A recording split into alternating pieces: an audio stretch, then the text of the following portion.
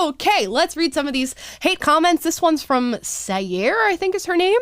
Watching Dr. Phil talk about cultural appropriation, and I'm so close to punching my TV. Bless, bless.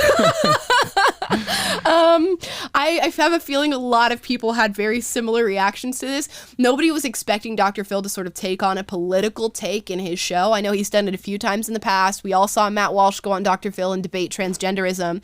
But this has been a shocking move that his show has sort of been taking, and he's getting a pulse on the cultural conversations that we're all having and wanting to introduce those to his show, which I think is a brave and amazing thing to do. It shouldn't be a brave and amazing thing to do, but it is. And it's nice that when we were there and when I was seeing Dr. Phil doing all this stuff, I'm like, oh, he's bringing on real conservatives. Mm-hmm. Like, he's not bringing on these wishy-washy, I hate,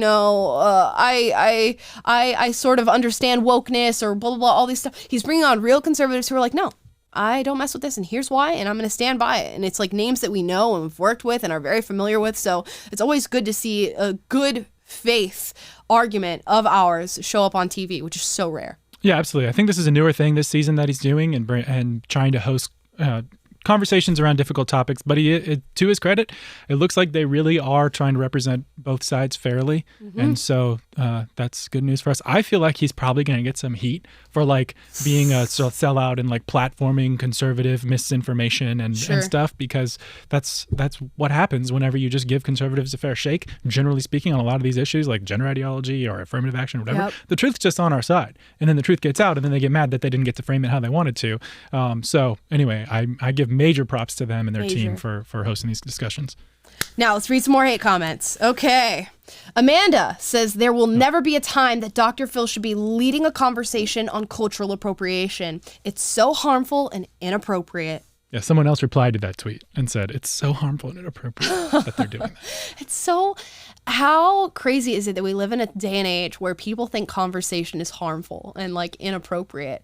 We all exist on just a spectrum of belief systems and ideas, and to think that we can't explore that on something like TV for fear of being harmful and inappropriate is just ridiculous. Well, oh, sorry, go ahead. Mm-hmm. No, go for it. Well, and I mean, the subtext of this tweet too is that Dr. Phil shouldn't be leading it. Mm-hmm. Presumably because he's white, or he's not from an oppressed racial group, or oppressed people group that suffers from cultural appropriation, which just made me laugh in my head because people dressing up like Dr. Phil appropriating him or something. But it's the subtext of this tweet is, again, it's that same echoes of Dr. Lester's arguments of it's intersectional, and so you don't get to host the conversation about this because you're not from the right group and you're higher on the oppression hierarchy, and therefore you sit and don't speak, and you let others take the lead on this. Right. And it's like, no, let's have a productive conversation and get to the truth and get a fair representation of two sides of an argument, and let's hash it out. That's what we do. And it's like, no, oppression dynamics. That's all that matters. Yet if me or Candace was hired to be the host of the show to have the conversation, they'd be like, this is not okay either. Yeah, they'd find some other angle. Right. They're a black person who doesn't they have white ideas. A black person with white ideas. That's what we've been told. That's what we've been called. Next. King Jelani says, shame on #Dr. Phil and his production team for this incredible lack of range around the conversation about cultural appropriation. LOL, WTF am I watching? ARF. I'm sorry. Where's the lack of range? We had a black professor, a black woman with braids talking about cultural appropriation and defending her policing of it, a Hispanic woman sitting on your side of being pro-cultural appropriation, me, a biracial woman, another biracial woman sitting next to me, a white woman, Dr. Phil, and a crowd of people from all different races, ethnicities, backgrounds, whatever you want to call it, sitting around to have the discussion too. So what is the lack of range that you're referring to? Is it the fact that maybe your side of things lost the argument and didn't really do so favorably, and that's a lack of range in your opinion? I think that's what it is. Yeah, this reminds me of that YouTuber who did a hate video on PragerU. It's like it's always the drive-by take or the the casting aspersions on the motives or your funding and all that. It's never like, here's the substantive point that Amala made that I disagree with, and here's my refutation of her argument. None of them. It's never that. Never. It's always the drive-by. Oh, it's a lack of range. What WTF am I watching? It's like this laugh belittlement, but it's like, no, where's your argument? Right. What do you disagree with? I'll have you on the show. Come and tell me. Okay, next. Watching Dr. Phil, of all people, try to tackle cultural appropriation is questionable. Why? Oh, this is the one that's a thread. This is a thread, and we're going to pull it up. Honestly, watching Dr. Phil trying to score a gotcha against people pointing out that cultural appropriation is a problem is just cringe and white-centric AF. Except there was more black people than white people there. But keep going. All right, I had to switch the channel. The amount of fucking mental gymnastics the people on the show are using to justify problematic actions with fallacious? Is that even a whatever. Fallacious? I think that's a word. That sounds like a word. Thinking is just astounding and disgusting. It's not going to get better, and it's clearly based bullshit reasoning. We are and based. there's more. There's more. This person cares so little about it that they wrote an entire Twitter thread that 2 people saw. Oh, wow. Just wow. Phil used a video from an AO from PragerU, a fascist apologist and misinformation website, to push the narrative. Yeah, that's a major red flag right there. Who's the show target audience really is? Let's see. What's even more disgusting is that Phil essentially relies on apathy and useful idiots recruited into his audience to try to push the narrative that cultural appropriation isn't a problem. Yeah, if I disagree with you, I'm an idiot. That's basically all they're saying. I love how we lost the Phil, the doctor. Now he's just Phil. Put some respect in that man's name. Put some respect. Put the doctor back. Yeah. We do it for Jill Biden. Yeah. You do it for Dr. Phil. When someone of mainly colonizer background takes something from someone else's culture disrespectfully, you better believe that they're going to get shit for it. F Dr. Phil, what little respect I had for him just left after he had the audacity to bring PragerU into this. I know I said I was going to switch the channel, but I had something, and unfortunately that bit showed, and I was like, is he serious? Oh, wow. But this person doesn't care at all. Yeah. Oh my gosh, like 10 tweets in, doesn't care, can't be bothered, but can go on this rant, again, without going against a single one of the points that we made during the episode. Right. It's like, I welcome criticism that is like, make an argument, though. Don't just have these drive-by, trying to dunk on you on Twitter because you don't think anyone's going to look at them. Here we are. We're looking at them. Bring an argument. We are. Please do. What else do we got? Let's keep looking here. Okay. Dr. Phil in this cultural appropriation episode can go to hell. Reply, yes, I immediately came on here to see if anyone was commenting. He doesn't know shit. White men have zero conception of what people deal with on a daily basis. Yes, it is racism. Reply, don't wear a wig, braid your hair, or lip gloss, as it's my culture and you don't deserve it. I think he might have been being facetious there. I'm hoping that John C. was being facetious in there. But the idea that because you are white, you don't know an argument or you don't have 2 eyes to see what's happening in your society and in your world is BS. Like, you do not have to be a certain skin color or from a certain background to talk about issues that mainly regard somebody of a certain skin color or a certain background. You don't have to be a black person to talk about police brutality. You don't have to be black or Native American or Hispanic to talk about cultural appropriation. You don't have to be a woman to talk about women's issues. You can be from any background, have 2 eyes that work and are capable of reading or taking in information around you. Honestly, no, I don't know. You don't even need 2 eyes. You can be blind. As long as you're capable of taking in information and using critical thinking skills, you can have an opinion on any given issue. And I'm so tired of hearing, you're not from X group, so don't talk about our issues. Talk about whatever you want. My gosh. Yeah, your opinion is valid because you're a human, a thinking, logical, or not even logical, whatever. Your opinion is valid because you're a human being, and not because you have some racial group that you come through or whatever. You're not any more or less valid based on your skin color. That's just part of being human. Now, are you going to have a different perspective on things that deal with, like, am I going to have different perspective on things that have to do with being a Norwegian American, right, just in Norway, or a man? Of course, maybe, but that doesn't make Amala's observations about what that might be or what being a man is any less interesting or valid. So it's just a silly way of looking at the world. And honestly, it's got you don't believe in equality if you think that way, because if we're all equal, then everyone's opinion should be equally valid. I love that her username is Church Girl and she's telling Dr. Phil to go to hell. I didn't even catch that. When Dr. Phil passes away, she will be up there at the pearly gates waiting to just send him straight to hell, apparently. Next one. Why did Dr. Phil just show a clip from PragerU? Here we go. I tried to structure these as like their first was just like the general take on the episode, and then it's that people get mad about us, Dr. Phil, platforming PragerU. So honestly, the whole episode was like an ad for PragerU. He was great. Like, here's Amala from PragerU. Here's Taylor. And Taylor's like, I work with Amala at PragerU. And then they're like, let's play this video from PragerU. Also, here's Will Witt. He used to work at PragerU. So it was a really big ad for PragerU. So I'm sure people were shocked. Yeah, if you haven't seen it yet, then you didn't know until just now. But yeah, they put Will Witt on here too, and they played a clip of him dressing up as a Native American and some other of the triggering things that he did, and then he came on via Skype. And so anyways, it's definitely worth watching. But yeah, it was very, they represented PragerU, so. We were repping, baby, on Dr. Phil. Next. Okay, cool. Dr. Phil invited the troubled kids from PragerU onto his show. Nice to see them getting some much needed help. Send us to the ranch. Benny. That was very, very funny, but that's actually where Amala's been this past week, is she got sent to the ranch. She just made up the COVID story as a cover. Dr. Phil said I needed to unlearn and relearn, and he sent me to the ranch. Next. It was a horrifying discussion, and PragerU on to tell us what's not racist is ridiculous. Why is it ridiculous? Again, they just make like statements and never substantiate them. Not a single time. Next. Dr. Phil gaslighting BIPOC, the community. Take a shot. Yeah, BIPOC, boom. And calling it entertainment while profiting from it is the embodiment of the shit world we live in. Again, with the exploitation language, like he's profiting off of this conversation by hosting, by fairly representing two sides of an argument as best he can. By the way, he reached out to one of the ladies that we reacted to about cultural appropriation. Yes, as well, and she wouldn't come on. That is so funny. I don't know if we're allowed to say that. Oh, sorry. No, it's fine. I don't know if we're allowed to say that, but we did a whole episode about the Karen of cultural appropriation on TikTok, and her name is Sujia1 on TikTok is her username.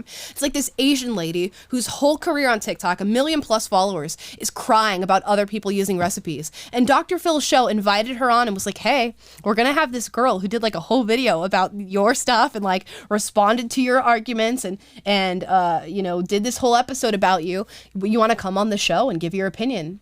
And she I guess at first wanted to do it and then was like, no, I'm not going to come on the show. Yeah. So it's pretty disingenuous to be like, oh, Dr. Phil's profiting off this conversation and trying to gaslight the BIPOC. He just, hey, this is a topic that's relevant to the culture. Let's reach out to everyone who's been out there, talked about it, and let's let it happen. That's what we witnessed.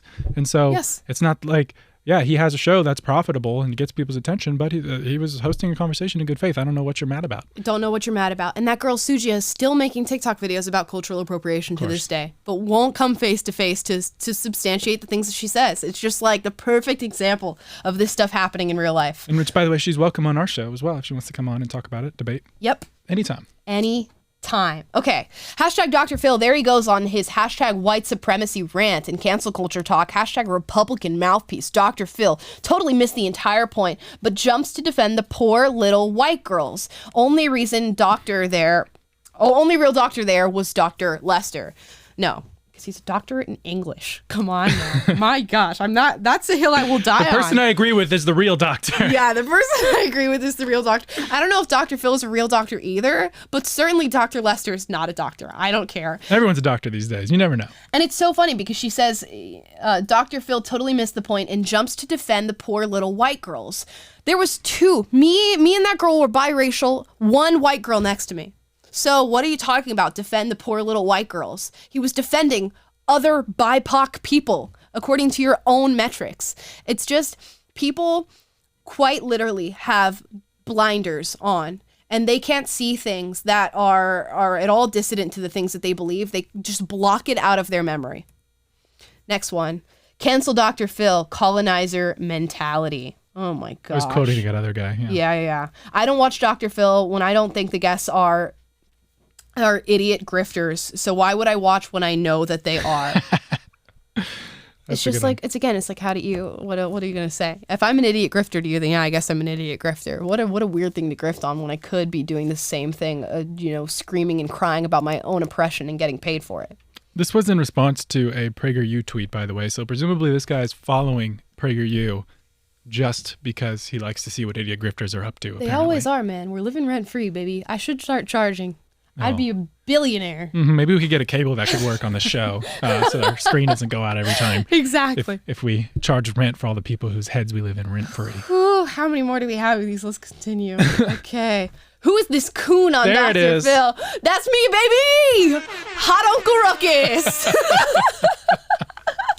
Hot Uncle Ruckus on Dr. Phil. Honestly, if I ever get this tattoo covered, what if I did like a hot pinup version of Uncle Ruckus? I would love it. Whoa. Just really give into the grift there, ladies and gentlemen. But Third and James at Lady Beast B. I'm the coon from Dr. Phil. Hit me up. Amala, do you feel threatened by this? Is this like, is this triggering to your emotional health and wellness? I feel like it's an attack on my life and that she shouldn't be allowed on the internet anymore. No. I'm fine. Anyways, Little Lady T says, hashtag Dr. Phil, what the hell is this? The light-skinned African girl with the big bushy ponytail needs to shut up. Okay, first of all, why'd you have to come from my big bushy ponytail? I don't really understand what the problem is. Is she making fun of your hair, Amala? Is she literally making fun of my hair? I feel like it's on an episode about cultural appropriation. The really irony. Culturally insensitive, you racist. Anyways, she's a racist. Let's continue. She obviously never experienced hearing or made uncomfortable in a racial situation. I literally just got called a coon 2 seconds ago. I get called a coon, Uncle Tom, a hot Uncle Ruckus, although I find that endearing every day. So I get constantly racially motivated comments and what would be uncomfortable situations if I was a little bitch. But I'm not. Drop that mic on him. Anyways. The sentence structure is killing me here. It really is. She obviously never experienced hearing or made uncomfortable in a racial situation. It's like, I just automatically anticipate grammatical errors when I read these now, so now I read them incorrectly. But I feel victimized by being subjected to this grammar. Next, okay, Deep Toots, love that name. This coon on Dr. Phil right now, I wasn't even running on with her. What you mean cultural appropriation doesn't exist? Boo her off the stage. Except I didn't get booed. Everybody agreed with me for the most part, except for a handful of people. Like from you sitting on the side with majority crackers. You mean me, the other biracial girl, and the white girl. Again, I must say. And I mean white as fuck, blue-eyed, blonde hair, fully Aryan race mutants. You should know you wrong. Honestly, I think he's talking about me. Yeah, I think it might be about you. You're an Aryan race mutant, Taylor. How do you feel? In the estimation of this guy, you've just been racially attacked. Mutant. I know. But it only works in one direction. So you should go riot in the streets. I deserve this comment. I think you need to go set a Norwegian business on fire. Oh my gosh. If we were really wanted to emulate Black Lives Matter, Taylor and I would go set a Norwegian business on fire, but we will not do that because, we are sane individuals. Honestly, I invite more people like this to leave hate comments on the internet because it's just like self-exposing. You're just exposing your own idiocy and racism. How ridiculous, your own racism. I'm now a victim of racialized hate on the internet. Say his name. Yeah. I'm so sorry. We're getting out of pocket this is today. How it feels. We are getting out of pocket today. Okay, continue. Thorn says, Dr. Phil, don't platform literal PragerU employees to discuss racism challenge. Could we maybe figurative PragerU employees? I don't know what you want me to say. Like, people have this idea that like PragerU is like the worst place on earth, even though, hey, we are listed on the best places to work in Los Angeles. Oh yeah. You guys know that? That's my other recent TV appearance on Fox LA. Yeah. Talking about how great it is to work here. Anyways, guys, we have several videos about racism here at PragerU, and it's like everybody expects because we are conservative leaning that it just means we're racist. And I think so many people just use that as an argument when they're talking about PragerU rather than actually talking about anything we've ever said, pointing out a specific video. Keep doing what you're going to do, but more people are going to see our videos because what it really does is it creates this sort of feedback loop of we make a video, you guys call it racist, and because you've called it racist, people go and watch it, and then they're like, oh, I don't see anything racist here. What are you talking about? And now I'm now on the alt-right pipeline headed towards my new neo-Nazi home because I watched a PragerU video. Amala's the train conductor on the alt-right express. Toot toot. Okay, next.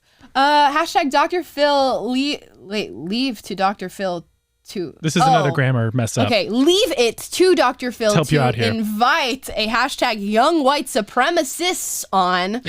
Speaking for hashtag Navajo Nation, I don't think so. Yeah, I don't know. This lady was on a tear, by the way. She was like, her whole feed. I tried to go back and grab some more of these, but she's banned from Twitter. She got banned. So she probably overstepped the bounds of the Twitter rules a little bit in some of this hate. But they can say leftists are getting censored just as much as we are. This lady. I'm just glad to know we live in a world of equal standards for all. Bye, Anna Marie 309. This might be the last one, but yeah, it was pretty great that she's called Willow white supremacists. Yep. If I ever met one, absolutely. If you met one, you met two, you met them all. Will is a white supremacist. Yeah, white supremacists, and it takes one to know one. We're all there together, guys. Though the 1.1 thousand of you watching on YouTube right now, and however many on Facebook and Twitter and Getter, welcome to the White Supremacy Club. We have drinking games. We have snacks, at least here in the LA office if you come and visit us. And we got memes. So, we got memes. What snacks would a white supremacy club eat?